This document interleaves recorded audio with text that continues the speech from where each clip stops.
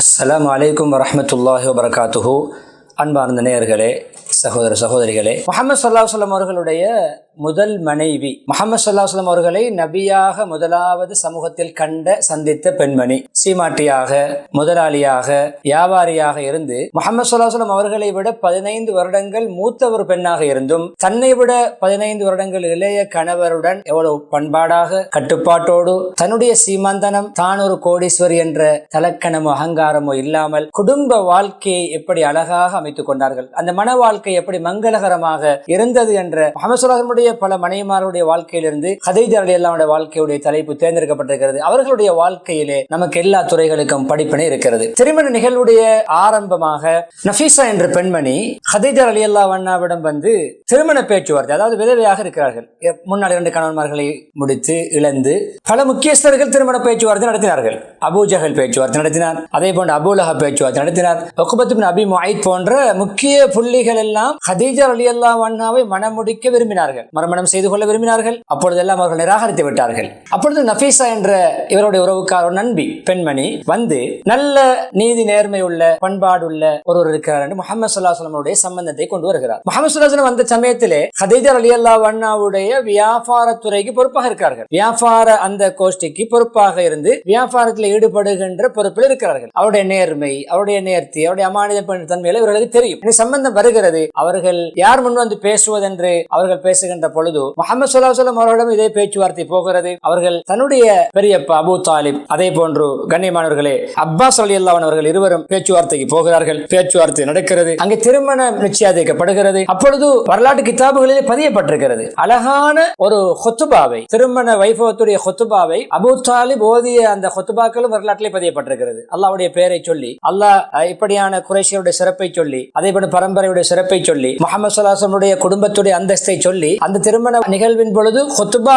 ஓதி அந்த நிகழ்வு நடந்ததாக வரலாற்றில் எழுதப்பட்டிருக்கிறது. அன்பானவர்களே, திருமணம் முடிக்கிறார்கள். அதை அபூ தாலிப் பெரியப்பா முன்னின்று செய்து வைக்கிறார். அழகான நடுத்தரமான முறையிலே செலவுகளை, அவர் சாப்பாட்டுடைய செலவுகள் எடுக்கிறார்கள். முஹம்மது ஸல்லல்லாஹு அலைஹி வஸல்லம் அவர்கள் மகருக்குரிய தன்னால் முடியுமான ஏற்பாடுகளை செய்கிறார்கள். திருமண வாழ்க்கை ஆரம்பிக்கிறது. 25 வயது வாலிபருக்கு 40 வயது அந்த பெண்ணோடு திருமண வாழ்க்கை தொடங்குகிறது. அன்பானவர்களே, அல்லாஹ் சுப்ஹானஹு வ தஆலா இவர்களுக்கு அழகான, சந்தோஷமான, ஒரு மங்களகரமான குடும்ப வாழ்க்கையை நசீபாக்கினார். பல படிப்பினைகள் உள்ள ஒரு வாழ்க்கையை அல்லாஹ் முஹம்மது ஸல்லல்லாஹு அலைஹி வஸல்லம் அவர்களுக்கு 25 வயதிலிருந்து 40 வரைக்கும் நபி இல்லாத முஹம்மது என்ற கணவர் நபி பட்டத்தை 40வது வயதில் அடைகிறார்கள். முஹம்மது ஸல்லல்லாஹு அலைஹி வஸல்லம் அவர்கள் நபித்துவம் கிடைத்த முதல் நாளில் நடந்த நிகழ்வு நமக்கு தெரியும்.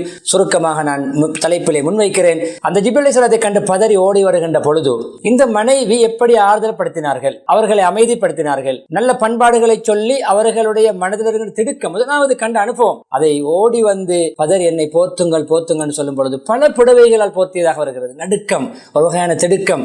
அப்பொழுது ஆறுதல் படுத்தி அமைதிப்படுத்தி வரக்கத் இப்னு நௌஃபல் சொல்லக்கூடிய சிறிய தந்தை மகனை கூட்டிச் சென்று விளக்கம் கேட்டு, அது நபியாக வந்திருக்கிறார், நபி பட்டம் கிடைத்திருக்கிறார், அவர் இந்தியனுடைய வேதத்தை படித்த அந்த அனுபவங்களை, தகவல்களை வைத்து நன்மாராயம் சொல்லுகிறார். எனவே கண்ணியமானவர்களே, இப்பொழுது நபி முஹம்மது நபியாக மாறுகிறார்கள். ஹதீஜா ரலியல்லாஹு அன்ஹா ஒரு நபியுடைய மனைவியாக அந்த இடத்துல இருந்து சிறப்பு பெறுகிறார்கள். முஹம்மது ஸல்லல்லாஹு அலைஹி வஸல்லம் அவர்கள் இந்த ஹதீஜா ரலியல்லாஹு அன்ஹாவுடைய குடும்ப வாழ்க்கையை அடிக்கடி சிலாகித்து பேசுவார்கள். ஒரு முன்மாதிரியாக சமூகத்துக்கு முன்வைப்பார்கள். எந்த சொன்னால் சொல்வார்கள், நான் ருஸிக்து ஹுப்பஹா, என்னுடைய குடும்ப வாழ்க்கையில் ஹதீஜா ரலியல்லாஹு அன்ஹாவோடு அவருடைய அன்பு எனக்கு கிடைத்தது, அவருடைய பாசம், கருணை எனக்கு கிடைத்தது, அவருடைய ஹுப் எனக்கு கிடைத்தது. அதே போன்று எனக்கு குழந்தை பாக்கியங்களும் ஹதீஜாவின் மூலம் தான் கிடைத்தது. இது அவருடைய மௌத்துக்கு பின்னால் ஞாபகப்படுத்திய விடயங்கள், குழந்தை பாக்கியங்கள்.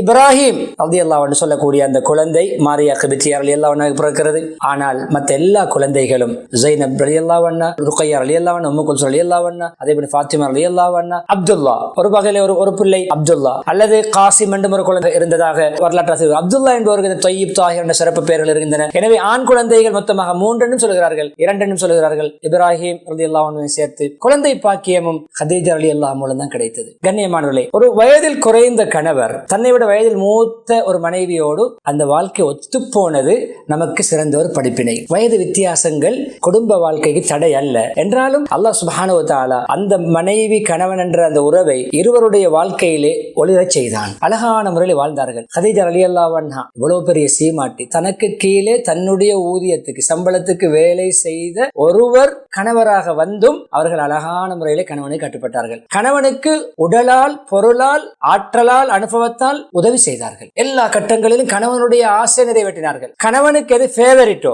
கணவனுக்கு எது பிடிக்குமோ அதை செய்வார்கள். தேடி தேடி செய்வார்கள். அழகான முறை. அதே போன்று கதீஜா ரலியல்லாஹு அன்ஹாவுக்கு எது பிடிக்குமோ அதை முஹம்மது ஸல்லல்லாஹு அலைஹி வஸல்லம் அவர்கள் செய்வார்கள். அன்பானவர்களே, சில கட்டங்களில் அவர்களை பற்றி பேசுகின்ற பொழுது, கதீஜா ரலியல்லாஹு அன்ஹாவை சிலாகித்து பேசுகின்ற பொழுது மனிதன் அடிப்படையிலே ஆயிஷா அவர்களே சொல்லுகிறார்கள், அது வஞ்சக நோக்கம், குரோத நோக்கம் அல்ல.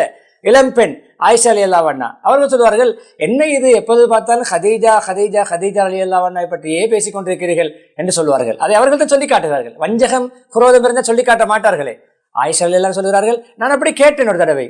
ஆனால் முஹம்மது ஸல்லல்லாஹு அலைஹி வஸல்லம் அவர்கள் எனக்கு என்ன பதில் தெரியுமா சொன்னார்கள்? ஆயிஷாவை கண்டிக்கவில்லை, நீ அப்படி பேசாத ஆயிஷா, நீ வாயை மூடிக்கொண்டிரு அப்படின்னு சொல்லவில்லை. கதீஜா ரலியல்லாஹு அன்ஹாவுடைய சிறப்பை பேசுவதற்கு சந்தர்ப்பமாக பயன்படுத்திக் கொண்டார்கள். ஆயிஷா, கதீஜா எப்படிப்பட்ட மனைவி தெரியுமா? கதீஜா முழு சமூகமும் என்னை பொய்யர் என்று சொன்ன பொழுது கதீஜா என்னை நம்பினார். முழு சமூகமும் என்னை ஒதுக்கி அப்படியே தூரமாக்கிய பொழுது கதீஜா என்னை வாசத்னி பினஃப்ஸிஹா வ மாலிஹா, என்னை தன்னுடைய உடலால், தன்னுடைய ஆன்மாவால், தன்னுடைய பொருளாதாரத்தால் சேர்ந்து நடந்தார். அன்பானவர்களே, 3 வருடங்கள் ஷேப் அபி தாலிபிலே முற்றுகையிடப்பட்டார்கள் முஸ்லிம்கள். பொருளாதார தடை விதிக்கப்பட்டது. அந்த இடத்தில் சீமாட்டியாக, ஒரு செல்வந்தராக, அபூபக்கர் ஆண்களிலே, பெண்களில் முஹம்மது ஸல்லல்லாஹு அலைஹி வஸல்லம் மனைவி கதீஜா ரலியல்லாஹு அன்ஹா அந்த இடத்தில் தன்னுடைய பொருளாதாரத்தை தாராளமாக வாரி வழங்கினார்கள். ஏழைகளுடைய பசி, கஷ்டவாளிகளுடைய பசி, முஸ்லிம்களுடைய சிரமம் போக்க தன்னுடைய பொருளாதாரத்தை கணவனுடைய அபிப்பிராயப்படி, கணவனுடைய வேண்டுகோளின் படி தன்னுடைய பொருளாதாரங்களை நல்வழிகளிலே செலவழித்து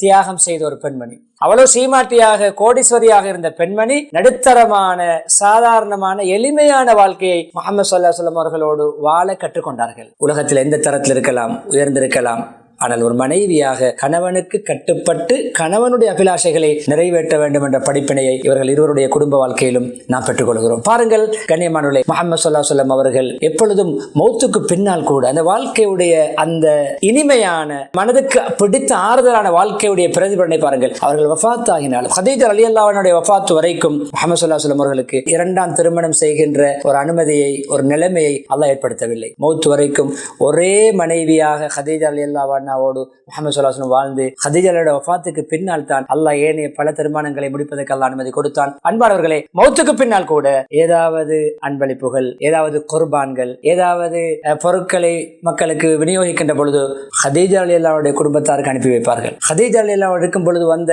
கதீஜா ரலியல்லாஹுடைய தோழிகளுடைய வீட்டுக்கு அனுப்பி வைப்பார்கள். அதே போன்று கண்ணியமானவர்களே, இந்த வாழ்க்கையுடைய இறுதி முடிவு எப்படி அமைந்தது? இந்த குடும்ப வாழ்க்கையுடைய முஹம்மது ஸல்லல்லாஹு அலைஹி வஸல்லம் அவர்களுடைய வலக்கரமும் இடக்கரமும் போன்றிருந்த 2 பேருடைய இழப்பு. ஒன்று அபூ தாலிப், பெரியப்பா, சின்ன 8 வயதிலிருந்து இதுவரைக்கும் 50வது வயது வரைக்கும் 42 வருடங்கள் பொறுப்பாக இருந்து பக்கபலமாக இருந்தவர். அவர்களும் மரணிக்கிறார்கள் நுபுவத்துடைய 10ஆம் ஆண்டு. அந்த மௌத்துக்கு சில தினங்களுக்கு பின்னால் கதீஜா ரலியல்லாஹு அன்ஹா மரணிக்கிறார்கள். அந்த ஆண்டே வரலாற்றிலே அடையாளப்படுத்தப்படுகிறது ஆமுல் ஹுஸ்ன், துக்க ஆண்டு. துக்க ஆண்டுனால் அவர்கள் கவலையில் ஆழ்ந்த ஆண்டு. அல்லாஹ்வுடைய முடிவை பொருந்திக் கொண்டார்கள். 2 கரங்களும் இழந்தது போன்று. வெளியிலே பக்கபலமாக இருந்த அபூ தாலிப் என்ற பெரியப்பா உள்ளே ஆறுதல் படுத்திய, உள்ளே ஒரு உந்து சக்தியாக, ஒரு பக்கபலமாக, சைட் சப்போர்ட்டாக இருந்த கதீஜா ரலியல்லாஹு இழப்பு. அதற்கு பின்னால் தான் அல்லாஹ் மிஅராஜுக்கு அழைப்பித்தான், தொழுகையை பரிசாக கொடுத்தான். அல்லாஹ் அமைதிப்படுத்தினான், ஆறுதல் படுத்தினான். முஹம்மது ஸல்லல்லாஹு அலைஹி வஸல்லம் அவருடைய அந்த துக்கத்துக்கு பதிலாக பரிசுக்கு வழங்கி தொழுகையை பரிசாக கொடுத்து அல்லாஹ் அவர்களை சந்தோஷமூட்டினார். எனவே குடும்ப வாழ்க்கை முஹம்மது ஸல்லல்லாஹு அலைஹி வஸல்லம் நீண்ட பகுதி, ஒரு விசாலமான பகுதி. அதில் கதீஜா ரலியல்லாஹு அன்ஹாவுடைய வாழ்க்கை என்பது மிக ஒளிமயமான ஒரு பகுதி. அந்த வாழ்க்கையை தான் இந்த தலைப்பில் உங்களோடு பகிர்ந்து கொண்டேன். எனவே சகோதர சகோதரிகளே, நேயர்களே, நீங்கள் ஒரு கணவராக மனைவியோடு நடக்க வேண்டும். சகோதரிகளே, ஒரு மனைவியாக நீங்கள் எப்படி கணவர் நடக்க வேண்டும் என்பதை இந்த நிகழ்வினூடாக படிப்பினை பெறுவோம். ஆகிரு தாவானா அல்ஹம்துலில்லாஹி ரப்பில் ஆலமீன். வஸ்ஸலாமு அலைக்கும் வரஹ்மத்துல்லாஹி வபரகாத்துஹு.